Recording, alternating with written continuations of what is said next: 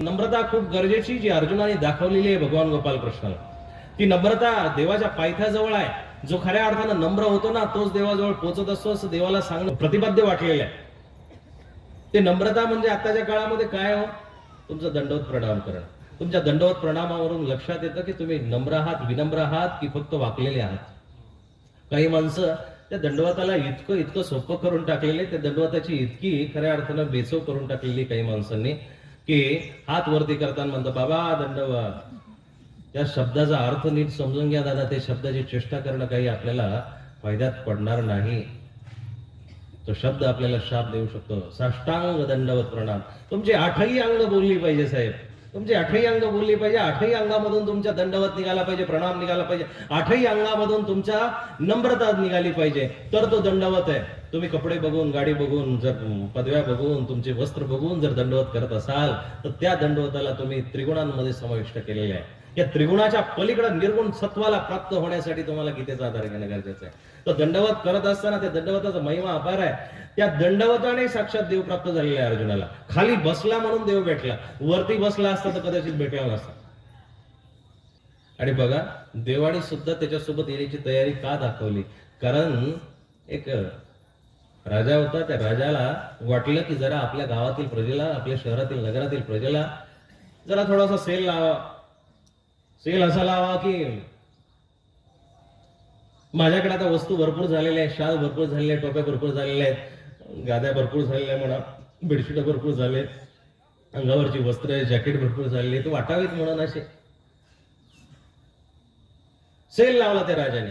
मग सोन्याचा पण सेल लावला, हिऱ्याचा, माणिक मोत्याचा, सगळ्याचा सेल लावला आणि प्रदर्शन मांडलेलं आहे. आणि गावामध्ये दौंडी पेटवली. अरे गावकऱ्यांना ऐका.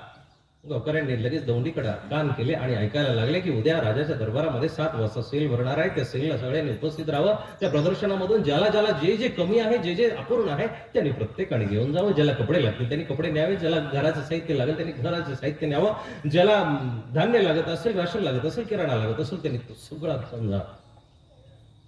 सगळ्यांनी दवंडी ऐकली. दुसऱ्या दिवशीची तयारी झालेली. 5 वाजता लोक उठलेली आणि उठून आता राजाच्या दरबाराकडे सगळ्याचा तो लोंढा चाललेला आहे. आणि चालता चालता आता राजाच्या दरबारापर्यंत पोहोचले. समोरचा जो हॉल होता त्याच्यामध्ये सगळ्या वस्तू ठेवलेल्या होत्या. त्या हॉलमध्ये घुसले. घुसल्यानंतर माणसं त्या वस्तूंवरती तुटून पडले. कोण घराला लागणारं साहित्य घेते, सोफा सेट घेते, फ्रीज घेते, जे जे त्या काळी असेल तिथे घेते. कोणी राशनचं सामान घेते, किराण्याचं सामान घेते, खायचं प्यायचं सगळं सामान घेते, कोणी वस्त्र घेते, कपडे घेते, लत्ता घेते, काय काय काय जे लागल ते घ्यायला लागेल. सगळं गाव तुटून पडलेलं. शेवटी त्या दारवाडाला दरवाजा बंद करावा लागला की एवढी गर्दी एकमेकावर तुटून पडायला लागली. गर्दीमध्ये प्रपंच सापडत असतो, एकांतामध्ये देव सापडत असतो. एकांत खूप महत्वाचा आहे.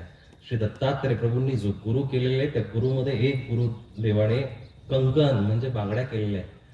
तुम्ही युट्यूबला ऐकताय ना श्री दत्तात्रय प्रभूंचे 24 गुरु आख्यान. त्याच्यामध्ये काल जो गुरु सांगितला की 24 गुरु केलेले, त्याच्यामध्ये एक गुरु आहे तो कंकण म्हणजे बांगड्या. बांगड्यांना गुरु मानण्याचा अर्थ असा आहे की त्याच्यातून गुरु तो काय शिकायला मिळालं. ते गुरुत्व असं की त्या बांगडी जर एक असेल तर बिलकुल आवाज करत नाही, 2 जर असतील तर नॉर्मल आवाज येतो किंवा मंजूळ आवाज असतो, पण हातभर भरलेले असेल तर त्याचा कलकडाट कलहल सुरू होत असतो. श्री दत्तात्रय प्रभू यदुराजाला सांगतात की बाबा एकटा जर राहिला तर शांत राहशील, एकटा जर राहिला तर निवांत राहशील. लय तुला जर वाटत असेल तर एकटा राहत नाही तर एखादा दुसरा सारथी शोध, एखादा सांगाती शोध आणि त्याच्यासोबत तुझे विचार विनिमय करत जा. पण हातभर बांगड्या असल्यासारखे साथी शोधू नको आणि त्यापासून तुझं आयुष्य बर्बाद करू नको. गर्दीमध्ये कधी देव सापडत नाही. आपण बऱ्याच वेळा खूप काही लोकांमध्ये देव शोधायला जात असतो. देव कुठे शोधणार आहे? देव सापडणार नाही. देव खऱ्या अर्थानं जर शोधायचा असेल तर सकाळच्या वेळेला 3 वाजता 4 वाजता उठा. 4 वाजता उठल्यानंतर कलकलाट बंद आहे, कोलाहल बंद आहे, सगळं काही बंद आहे, नीरव शांतता आहे. आणि नीरव शांततेमध्ये 2 हात असे मांडीवरती ठेवून डोळे मिटा. डोळे मिटल्यानंतर कपाळाच्या मध्यभागी नजर लावायची आणि नजर लावल्यानंतर जरा आत्मशोध घ्यायचा, परीक्षण करायचं. जरा थोडंसं आत्म्याकडे जायचं, त्या श्वासांवरती नियंत्रण ठेवायचं. श्वासांना जरा थोडंसं मोजायला सुरुवात करायची आणि मग स्थिर मासन मात्मन, तुमचं आत्मन स्थिर झाल्यानंतर तो परमात्मा तुमच्या आतमध्येच तुम्हाला सापडलेला बसलेला दिसेल, कुठंतरी त्याचं नाम आतमध्येच तुम्हाला गुंजारव करताना दिसेल. तुमच्या आत्म्याच्या हृदयाच्या मनमंदिरामध्ये तो हृदयाच्या पदपंकजावरती बसलेला दिसेल. आणि जर विराजमान नसेल तर त्याला नक्कीच शोधा, सेवटेनं शोधा, पारायणाने शोधा, याने शोधा, त्याने शोधा. पण जर आतमध्ये जर सापडला ना, त्याला जपून ठेवा, त्याला जपून ठेवा. तो तुमच्या आतमध्ये बसवण्यासाठी तुमचे अनेक जन्म गेलेले, आमचे अनेक जन्म गेलेले. तो आतमध्ये बसला नाही म्हणून त्याची शोधाशोध आपली सर्वांची चालू आहे. पण जर बसला असेल तर त्याला धरून ठेवा. गर्दीमध्ये देव सापडत नसतो.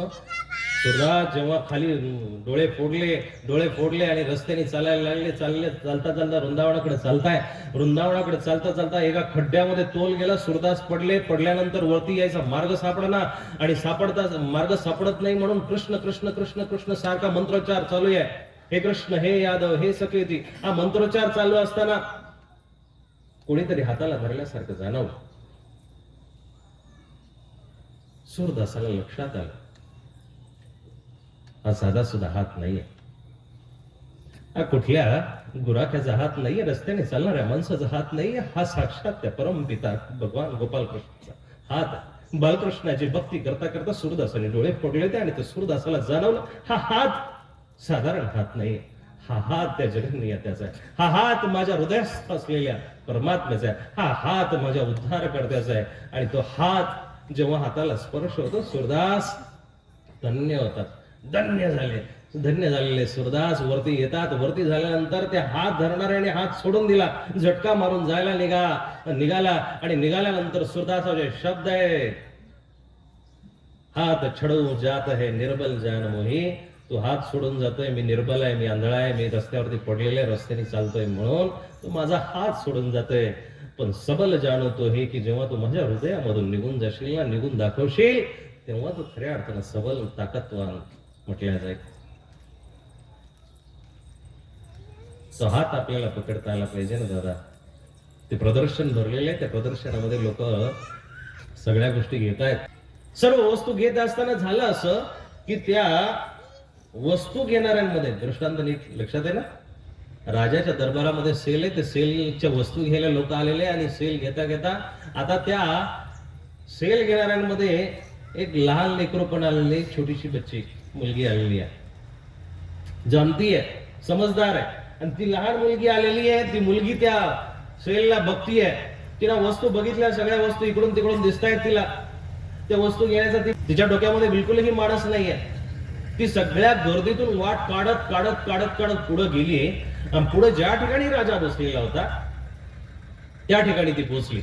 आणि पोहोचल्यानंतर राजाच्या जवळ उभी राहिल्यानंतर राजाला म्हणते,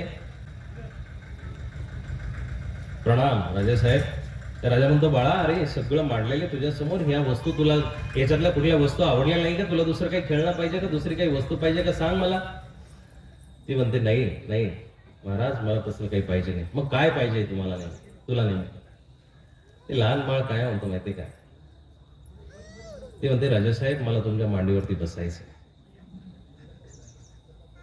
राजा त्या ठिकाणी व्याकुळ झाला. आतून राजा कोलमडून गेल्यासारखा म्हटलं, बाळा, तुला का असं वाटलं रे? तुला असं का वाटलं की माझ्या मांडीवरती येऊन बसावं?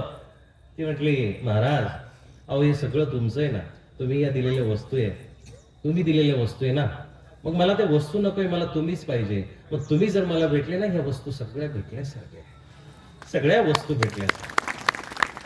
तुम्हाला देव भेटला ना बाबा. दादा साहेब, ऐका, आपल्या प्रतिष्ठाही कामाच्या नाही, आपल्या कडक कपडे कामाच्या नाही, आपल्या मान सन्मान प्रतिष्ठा देवासमोर काही चालत नसतं.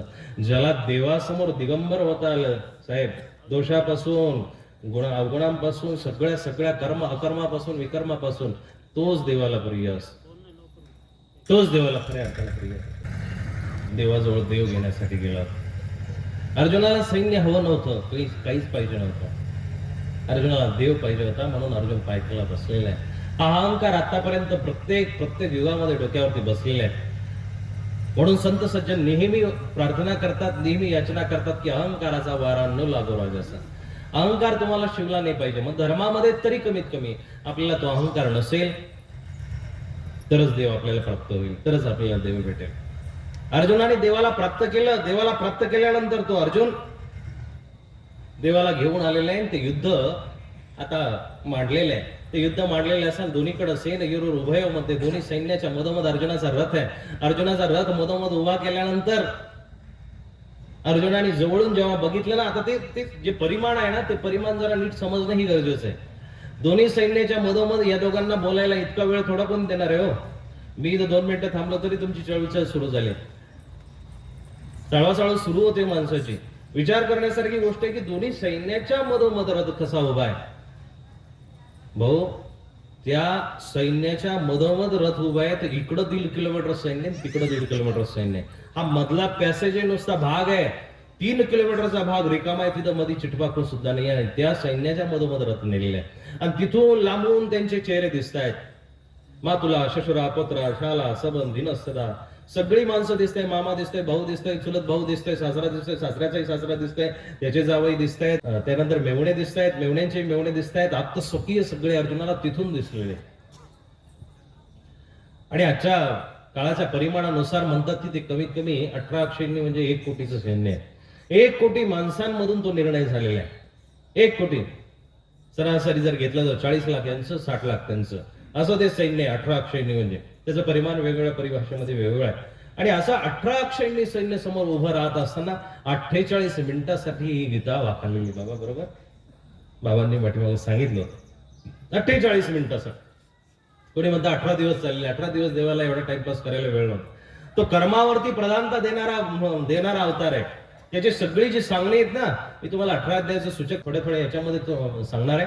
18 अध्यायाची जी महती आहे ती एका वाक्यामध्ये सांगणार आहे. पण त्यांनी कर्मावरती प्राधान्य दिलेलं आहे, बडबड करण्यावरती नाही. नीट लक्षात घ्या. कृष्ण तुम्हाला वाटत असेल, समजून जर घ्यायचा असेल, त्या कृष्णाला जवळून जर बघायचं असेल तर त्या कृष्णाने काय काय केलं हे बघा. काय काय केलेलं आहे. त्याच्यासारखा शून्य झालेला अवतार जगाच्या पाठीवरती झालेला नाहीये. त्यांनी सहजासहजी हा निर्णय घेतला नाही दादा. त्याला कमीत कमी 12, 13, 14 वर्ष लागलेली आहे हा निर्णय घ्यायला. ज्या क्षणी पांडव युद्धामध्ये हरले ना, त्या क्षणापासून दुर्योधनांची, कौरवाधिकांची त्यांनी नीती समजली. ती नीती लक्षात आल्यानंतर त्यांनी 14 वर्ष लावले कमीत कमी या युद्धापर्यंत जाण्यापर्यंत. आणि 14 वर्षामध्ये त्यांनी खूप महत्वाचे चांगले निर्णय घेतलेले आहेत.